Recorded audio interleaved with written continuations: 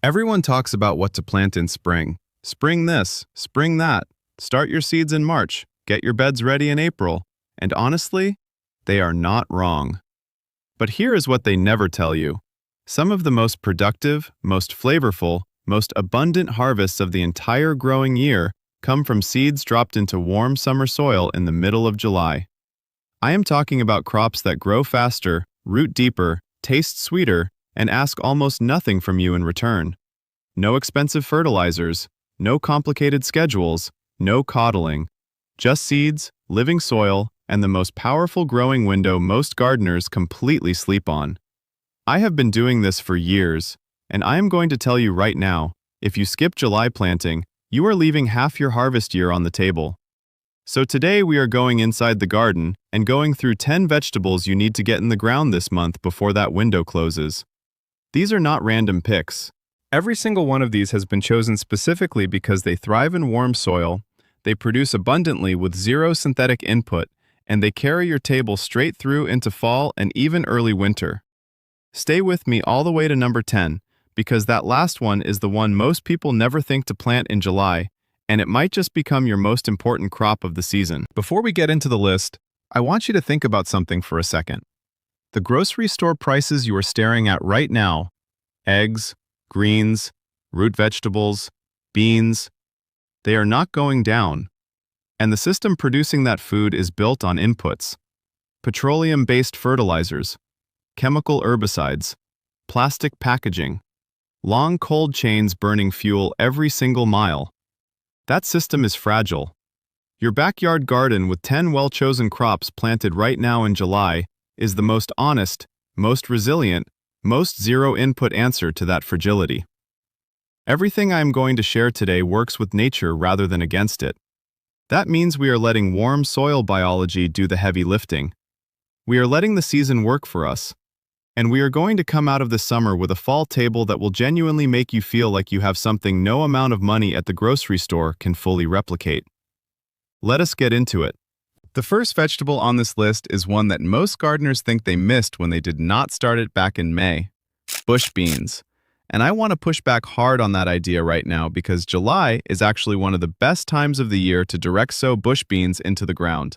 Here is why. Bush beans love warm soil. They germinate faster when the ground is already heated up from weeks of summer sun. A seed you drop in May is waiting for the soil to warm up. A seed you drop in July hits the ground running. Most bush bean varieties are ready to harvest in 50 to 60 days. That puts you right at September, early October. Perfect fall weather, no pest pressure, and pods that snap clean and taste incredible. And here is the ancestral farming truth about beans that the commercial system completely ignores.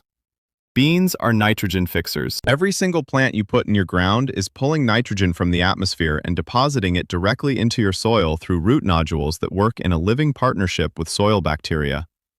You are not just growing food. You are feeding your soil biology at the same time. Plant them thick. Do not thin them too aggressively.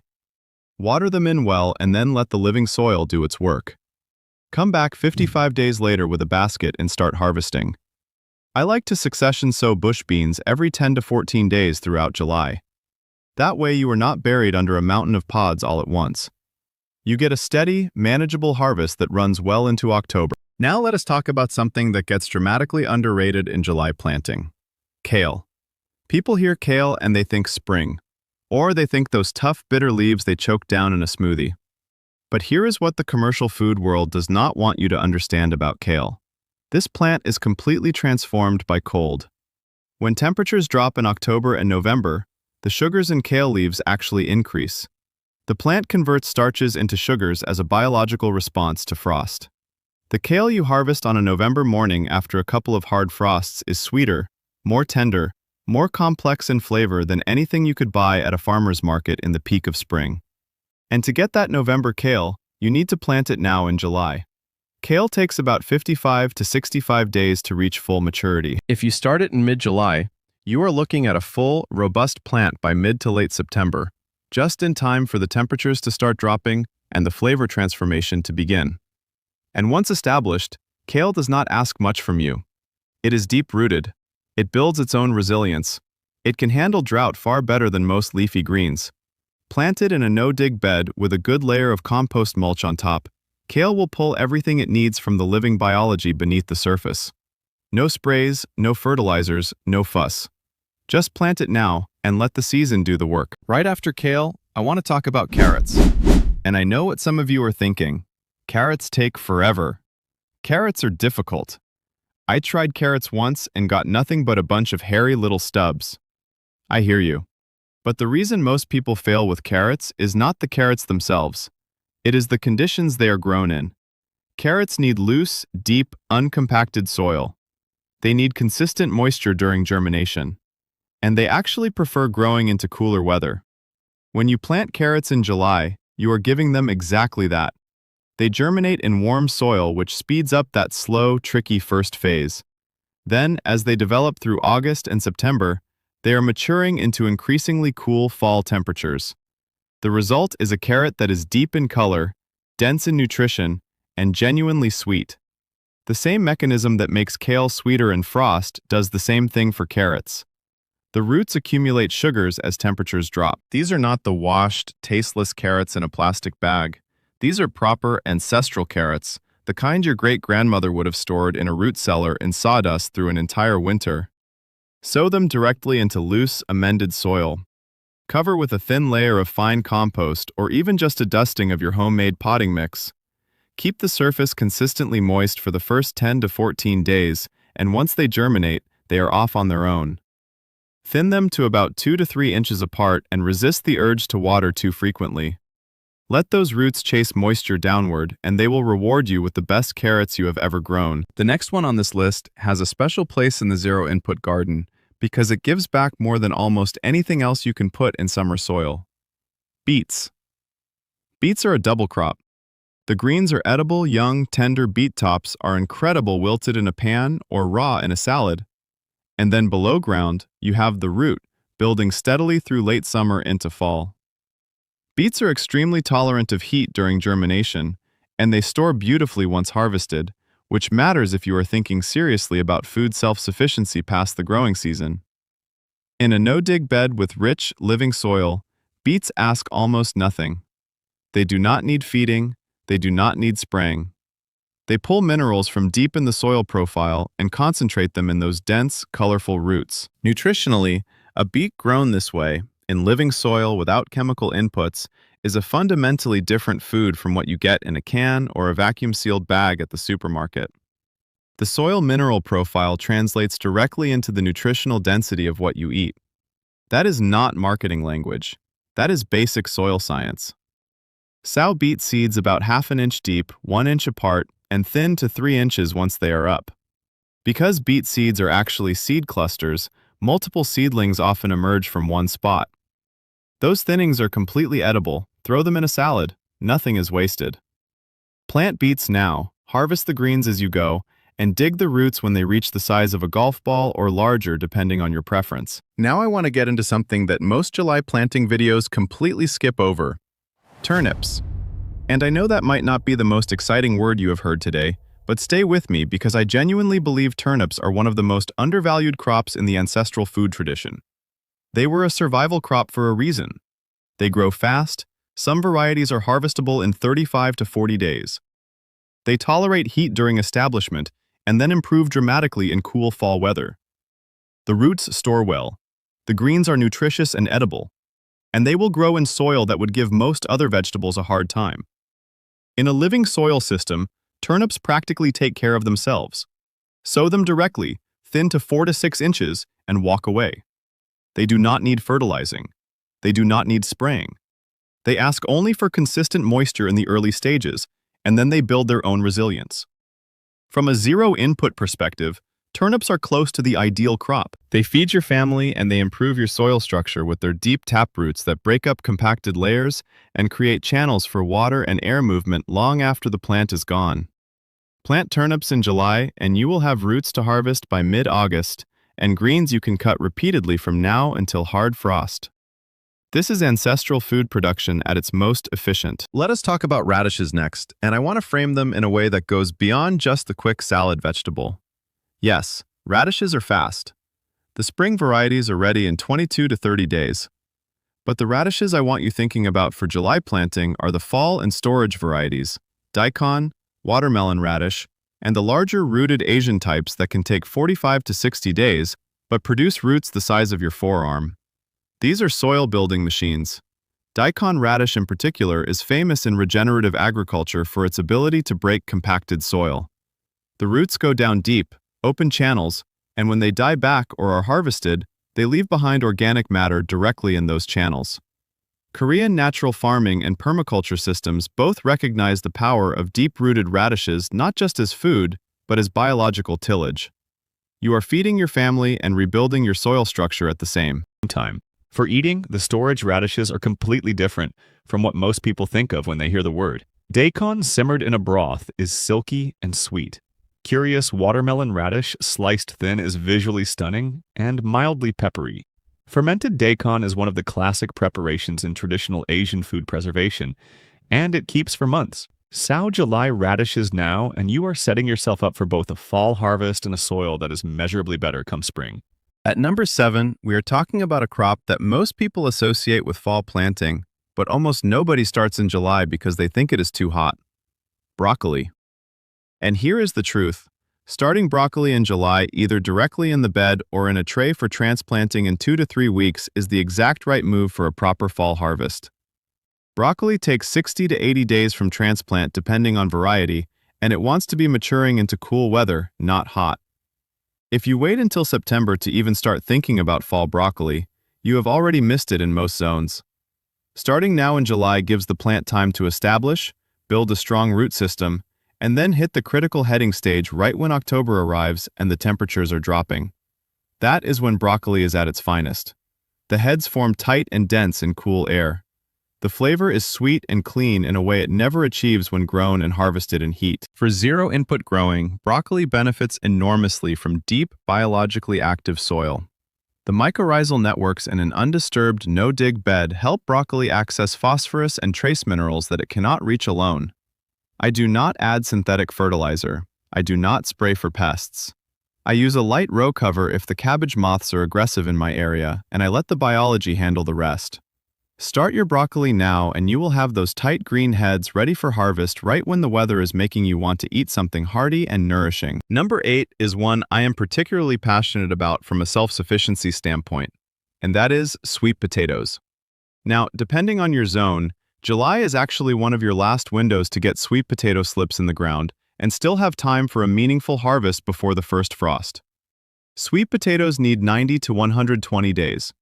If you are in zones 7 and warmer, mid-July planting still gives you a full harvest window. In zone 6, you want to get them in as early in July as possible. Sweet potatoes are a zero-input dream crop. They genuinely do not need fertilizing. In fact, too much nitrogen pushes excessive vine growth at the expense of the roots. They prefer soil that has been alive and worked by biology, rather than dumped full of synthetic nutrients. They cover the ground completely, suppressing weeds as they grow. And the caloric density of what they produce is remarkable. A small patch of sweet potatoes in a no-dig bed can produce an enormous amount of food for very little input. They store for months in a cool, dry place without any processing. No canning, no freezing, no electricity required. You cure them for 10 days after harvest at warm temperatures to harden the skin, and then you store them and eat from them through winter. From a food sovereignty perspective, sweet potatoes are one of the most powerful crops you can grow. Plant your slips now, water them in well, mulch the bed, and the vines will take care of the rest. Coming in at number 9 is something that ties the whole July garden together from a biological perspective: cucumbers. I know, you might be thinking cucumbers are a summer crop and you already have them growing, but here is the thing. Cucumber plants peter out, they get powdery mildew, they get tired and stop producing. A second succession sowing of cucumbers in early to mid-July gives you a completely fresh flush of production just as your first planting is winding down. And July-planted cucumbers in warm soil germinate incredibly fast, sometimes in 3 to 4 days. They hit the ground with explosive energy and can be producing fruit within 50 to 55 days. That puts you at harvest time in September when the temperatures have dropped, pest pressure is way down, and the cucumbers themselves are producing steadily without the heat stress of midsummer. From a fermentation and preservation perspective, this second wave of cucumbers is incredibly valuable. These are the ones that become your lacto-fermented pickles, your brine-preserved cucumbers, your winter food stores. And because they are grown in living soil without synthetic inputs, the microbial environment on the skin of these cucumbers is alive. That matters enormously for lactofermentation. Wild bacteria on naturally grown cucumber skins are part of the living culture that drives the ferment. You cannot replicate that with conventionally grown, chemically treated produce from the supermarket. Thoughtful. Your July cucumbers grown in living soil become living food preservation. That is the ancestral chain, connecting your garden to your pantry. And that brings us to number 10, the one I promised you at the top of this video, the one that almost nobody thinks to plant in July, and the one that might just be the most important of all. Swiss chard. I know it might not sound like the dramatic reveal you were expecting, but let me tell you why Swiss chard deserves that final spot, and why it is genuinely one of the most powerful crops you can put in the ground this month. Swiss chard is almost completely unstoppable. It tolerates heat far better than any other leafy green. It tolerates light frost. It can handle drought once established. It keeps producing on a cut-and-come-again basis. You harvest the outer leaves and the plant keeps growing from the center. A single Swiss chard plant planted in July can produce continuously from August all the way through November, and in mild winter zones, straight through to the following. We are talking about one of the longest producing, most nutritionally dense, most low-maintenance crops in the entire plant kingdom. In a no-dig bed with biologically active soil, Swiss chard essentially feeds itself. It pulls minerals deep from the soil. It builds a resilient root system that handles stress without collapsing. It does not ask for spraying, feeding, or coddling. And the nutritional profile of Swiss chard grown this way, in living soil without inputs, harvested fresh dinies, is extraordinary. Vitamins K, A, and C at levels that commercially grown chard cannot match, because those nutrients are directly tied to the mineral richness of the soil it was grown in. Enthusiastic plant chard now. Plant it in abundance. Grow multiple colors if you can get the seeds, and you will still be cutting fresh greens from your garden long after everything else is finished. If you are watching this, and you have been sitting on the fence about building a no-dig bed, about starting Korean natural farming preparations, about getting serious about growing your own food, I want you to hear this clearly. The time is right now. Not next spring, not when things settle down, not when you have a bigger yard or a better situation. Right now in July with whatever space you have. A container, a raised bed, a patch of ground covered with cardboard and compost. The biology in your soil wants to work for you. These 10 crops want to grow. All they need is someone to put them in the ground and step back. The most radical act of food sovereignty is also the simplest one. Drop a seed in living soil and trust the process. People have been doing exactly that for 10,000 years without a single bag of synthetic fertilizer, and they fed the world doing it. You can too. If this video gave you something today, a crop you are going to plant this week, an idea that shifted the way you think about your garden in July, a little fire to go do something rather than wait, I want to know about it. Drop a comment right now and tell me which of these 10 vegetables you are planting first. I read every single comment and I genuinely love hearing what you are growing. And if you are not subscribed yet, hit that subscribe button because we are going deep into Korean natural farming preparations, no-dig soil building, fall garden planning, and fermentation and preservation this season. Everything on this channel is built around the idea that the most productive, most nourishing, most resilient food system you can build does not come from a chemical company. It comes from your hands, your soil, and your connection to the way food has always been grown. That is low-input living. I will see you in the next one.